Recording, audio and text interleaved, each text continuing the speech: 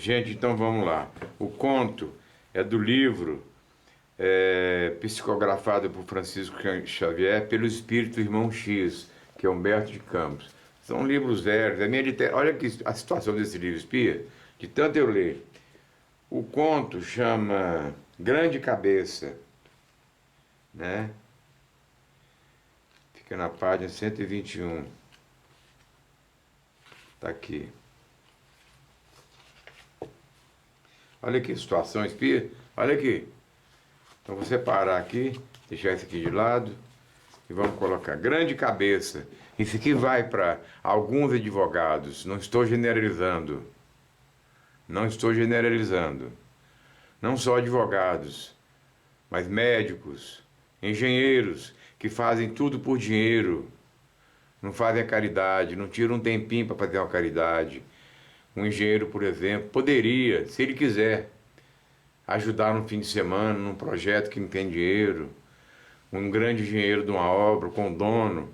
Ó, vamos construir 3 casinhas na favela. Ninguém faz isso. Pouca gente.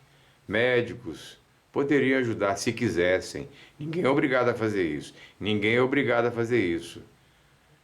Poderiam frequentar, eu já falei sobre isso, frequentar lares, doenças doentes. Vai lá, ajuda. Pelo menos aqueles cuidados imediatos.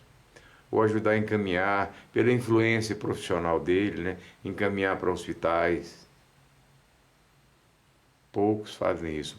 Alguns fazem, mas a maioria não. E essa história é de um grande advogado, né? Isso aqui possivelmente ocorreu nos anos de 1948, porque esse livro ele foi psicografado em Pedro Leopoldo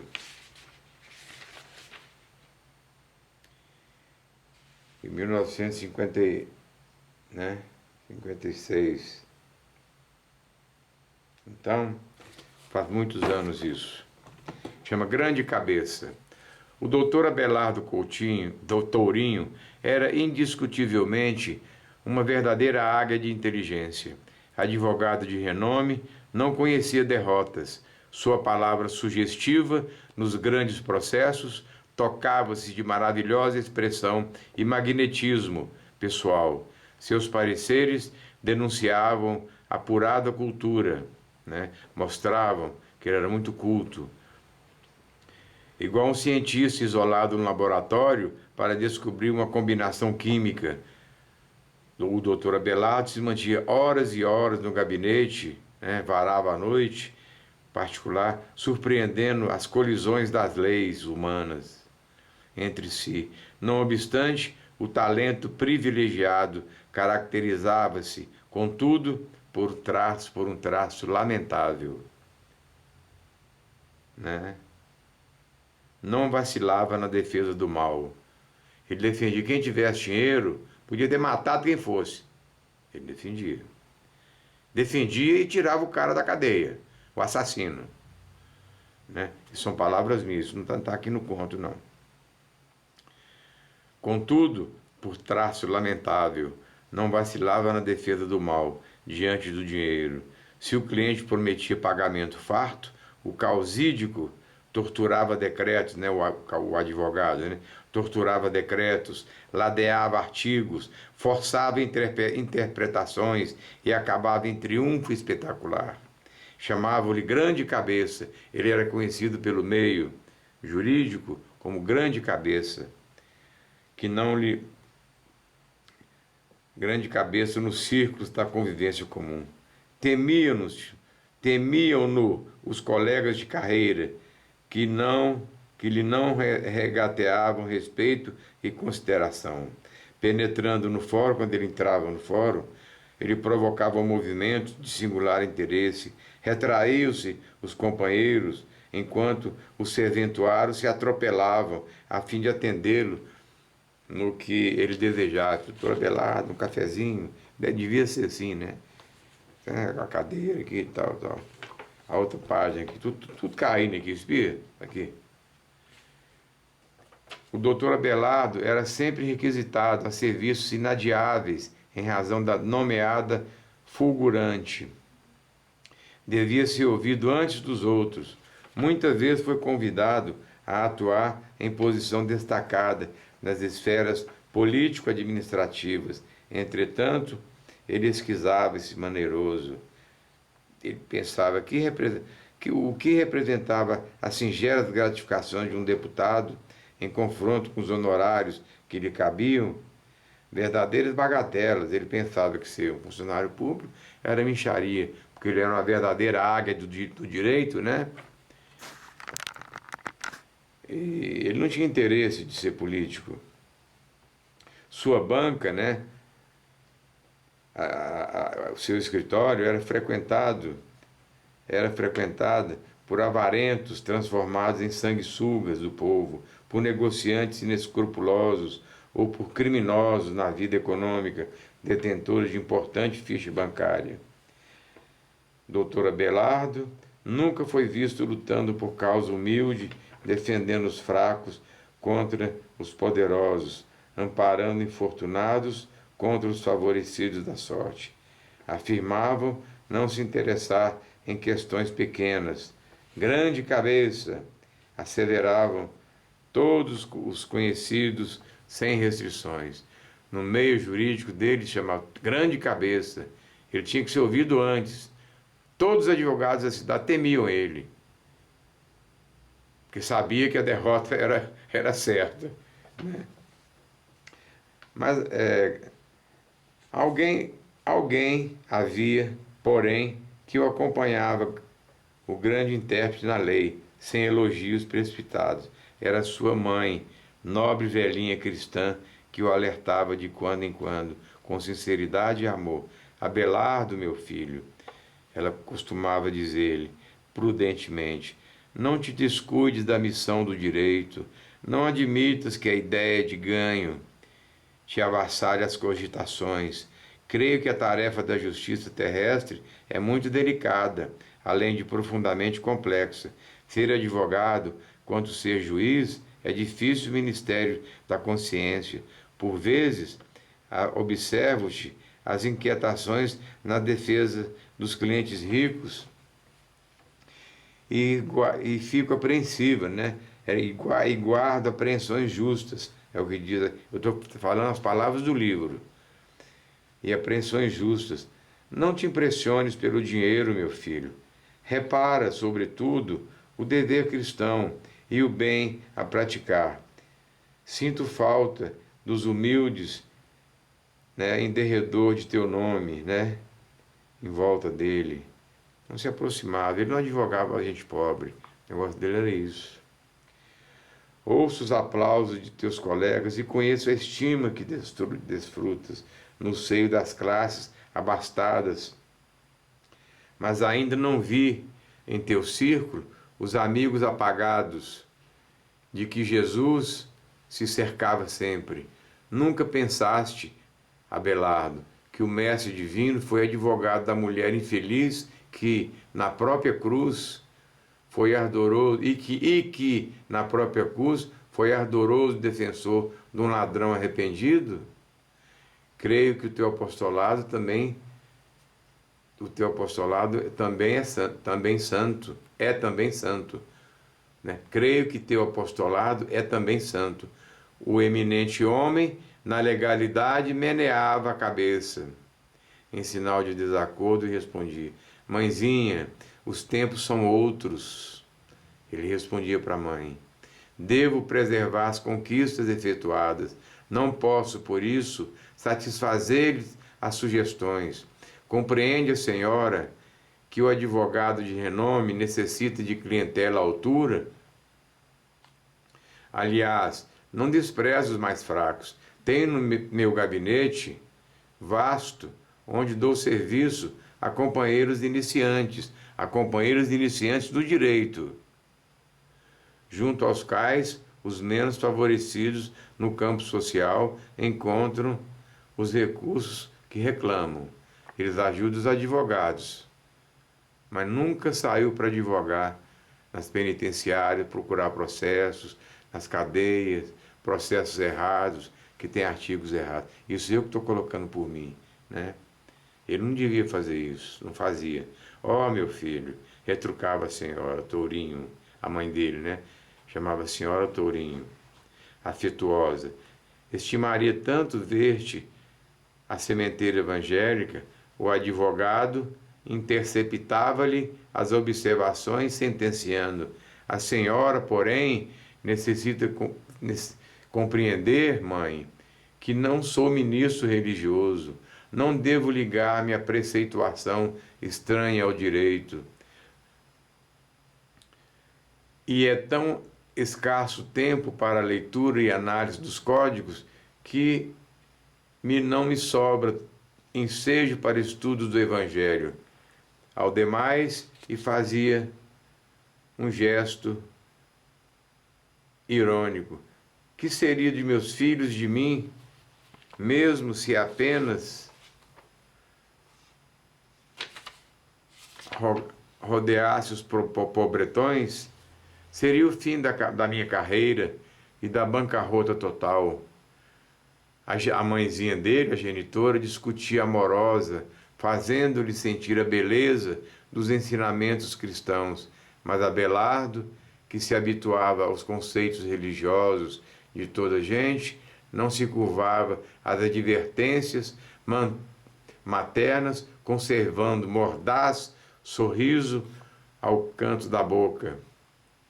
Se lhe fosse amigo sincero dos afortunados da vida, personificando um conselheiro caridoso, né? Se ele fosse um amigo sincero dos afortunados da vida, personificando um conselheiro caridoso, nenhum delito lhe assinalaria a atitude individual. No entanto, esse famoso advogado, né, o causídico famoso, abeirava-se dos abastados, explorando-lhes as paixões e agravando-lhe o desequilíbrio da mente desregrada. Em suma, queria dinheiro fácil, necessitando a consciência de qualquer modo, anestesiando, eu errei aqui. Em suma, queria dinheiro fácil, anestesiando a consciência de qualquer modo. Iludira-se com a opinião pública, que o considerava grande cabeça, e colocou todas as possibilidades de sua vigorosa inteligência a serviço das aquisições menos dignas. A aparência terrestre, contudo, foi passando devagar, com quem não sentia pressa em revelar a eternidade da vida infinita. A senhora Tourinho morreu, né? Ela regressou à espiritualidade muito antes do seu filho, persistindo, entretanto, na mesma dedicação, lá no plano espiritual. Ela continuava rezando por ele, né? Inspirando e o ajudando através do pensamento, para ele seguir o caminho da caridade, ajudar os pobretões, né? Quem não tinha, ajudar sem cobrar, né? Já que ele era uma águia do direito. Isso são palavras minhas, não estão no livro, não. Abelardo, todavia, jamais cedeu. Sentia-se a suprema cabeça do direito, né, em seu círculo, com a última palavra nos assuntos legais. E foi assim que um dia a morte o recolheu, né? Bateu na porta, envolvido em extensa rede, e foi assim que a morte o recolheu, envolvido em extensa rede de compromisso. Muito tarde, compreendeu o antigo lidador do direito as tortuosidades perigosas que traçava para si mesmo. Muito sofreu e chorou nos caminhos novos.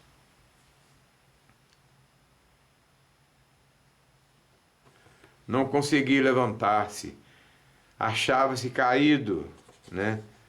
Achava-se caído na expressão literal. Crescera-lhe a cabeça enormemente, subtraindo-lhe a oposição de equilíbrio normal. Colara-se à terra, entontecido e frequentemente atormentado pelas vítimas ignorantes e sofredoras. A devotada mãezinha visitava-o variadas vezes, administrando os socorros que ela tinha ao seu alcance no plano espiritual, né? O que era permitido para ela. Isso são palavras minhas. Os anos, no entanto, deslizavam rápidos, sem que a senhora Tourinho lograsse resultados animadores. Prosseguia o penitente, né, o doutor Abelardo, na mesma situação de imobilidade. Ele ficava imóvel, deformação e sofrimento. Reparando certa feita a ineficácia de seus caminhos, trouxe um elevado orientador de almas à passagem escura. Pretendia um parecer a fim de reformar diretrizes de ação. O prestimoso amigo examinou, foi um espírito de luz, né, que viu aquela situação, né, e tentou ajudá-lo. O prestimoso amigo examinou o paciente, registrou-lhe as pesadas vibrações mentais, pensou e dirigiu-se à abnegada mãe.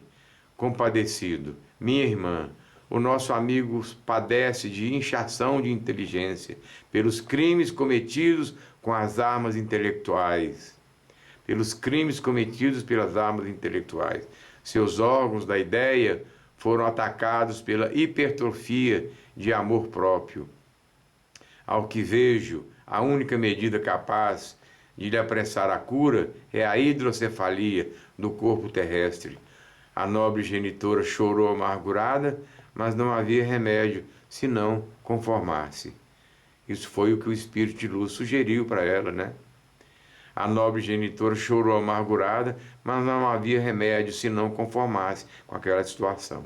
E daí, há algum tempo, pela inesgotável bondade de Jesus Cristo, Abelardo Tourinho podia ser identificado por amigos espirituais no plano espiritual, numa desventurada criança no mundo, colada a um triste carrinho de rodas, né?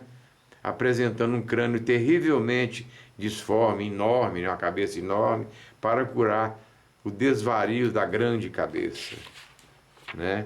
Então esse, 124, 125, deixa eu montar o livro de novo, 122, pelo amor de Deus, e 121 e 120. Então foi tirado do livro Contos e Pontos. Eu tenho todos os livros dele, é a minha paixão esse homem. Ele era Humberto de Campos, ele foi um deputado estadual no Rio de Janeiro da Assembleia, morreu novo. E já em 1930, por volta, já começou a psicografar contos. Ele foi uma das pessoas que visitou Marte, né? Mas isso é outra história, eu já narrei para vocês isso. Bem, gente, hoje fica essa história para a reflexão de vocês. Não precisa ser advogado, não precisa ser médico, não precisa ser engenheiro, não precisa ser enfermeiro. Faça o bem, não interessa a quem, sem cobrar nada. Faça caridade, né? Eu sou um devedor, Lauro, sou um devedor. Fui instruído a abrir esse canal por uma amiga, uma psicóloga da Suíça, porque ela disse que eu tenho muita coisa. Eu tenho realmente matéria para escrever uns 5 livros, mas hoje ninguém quer ler um livro. Você compra um livro aí, você baixa um livro na internet, você baixa o programa, audiobook. É preferível você sentar numa poltrona confortável, tomando seu refrigerante, e escutar o cara falando tudo direitinho. Até a Bíblia tem em audiobook, parece que são 6 ou 7 horas de áudio. Você pode ver aos poucos, todos os dias. Mas ela me sugeriu escrever, ler, né? Falar sobre espiritualidade. Não é isso? Porque eu tenho uma pessoa que me acompanha no plano invisível desde os 14 anos. Já falei sobre isso, né? Tem me ajudado muito. Eu sofri muitas coisas, né? Aprendi muitas coisas, cometi falhas, como todo ser humano, e estou aprendendo, continuo aprendendo. E estou divulgando para vocês o meu pouco conhecimento, porque eu sou um gafanhoto, eu sou um inseto perto dos grandes oradores que tem, né? No YouTube, pelo Brasil todo, né? Eu não sou ninguém, eu sou um gafanhoto com sede de saber do espiritismo, do cristianismo, né? Deixo hoje essa mensagem, esses vídeos para vocês. Tenham um bom dia, né? Tenham uma boa semana e que Jesus de Nazaré ilumine os caminhos de vocês todos. Um bom dia.